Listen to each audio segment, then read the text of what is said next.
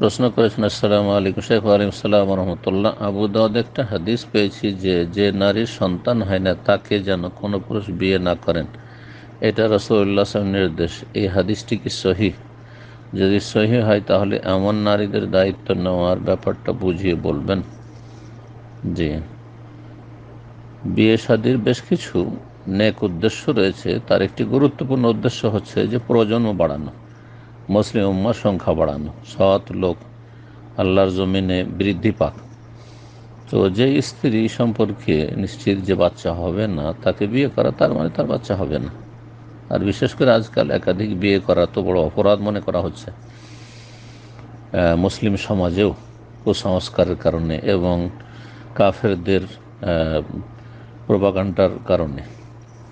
তো এই জন্য নবী সাল্লাল্লাহু আলাইহি ওয়াসাল্লামের এই হাদিস আপন জায়গায় সহিহ, এবং তার মানে এই নয় যে কোনো বন্ধা মেয়েকে বিয়ে করা হারাম, নাজায়েজ নয়। এটি হচ্ছে নবী সাল্লাল্লাহু আলাইহি ওয়াসাল্লামের হুকুম, এইটি পালন করা ওয়াজিব নয়, বরং মুস্তাহাব। নবী সাল্লাল্লাহু আলাইহি ওয়াসাল্লামের সমস্ত হুকুম পালন করা ওয়াজিব নয়। ওলামারা কখনো ক্ষেত্র বিশেষে দলিলগুলি সামনে রেখে বলেছেন যে এই আদেশটি পালন করা ওয়াজিব, আর কখনো হচ্ছে সুন্নাত, মুস্তাহাব।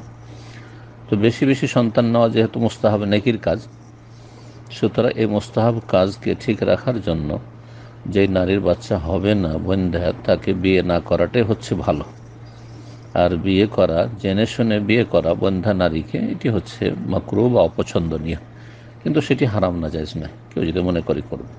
এবং দায়িত্ব কে নেবে? দায়িত্ব যতদিন বাবার বাড়ি আছে, বাবা দুনিয়া থেকে চলে গেছেন, বিয়ে হয়নি, কেউ বিয়ে করেনি, তাহলে তার ভাইদের উপর দায়িত্ব। আর যদি বিয়ে হয় তাহলে স্বামীর দায়িত্ব হবে। আর যদি কেউ না থাকে তার দায়িত্ব নেওয়ার, তাহলে সরকারের দায়িত্ব।